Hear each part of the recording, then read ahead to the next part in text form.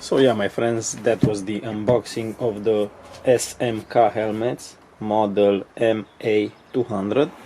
This is the extra small size.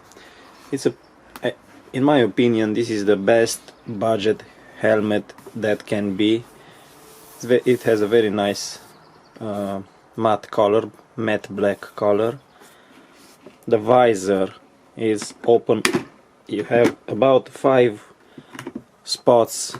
places, I mean, in which the visor it's getting blocked.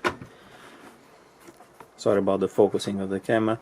You have sunglasses, which on an entry-level helmet they work pretty good, and you also have Bluetooth.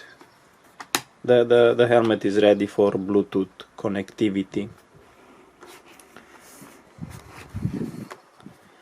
It weighs 1.6 kilograms or 1600 grams. Very nice finish, removable liner,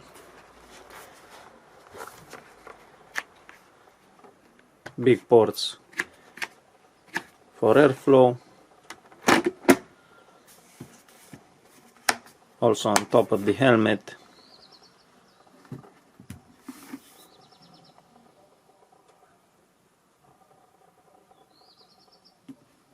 yeah, it's a nice helmet.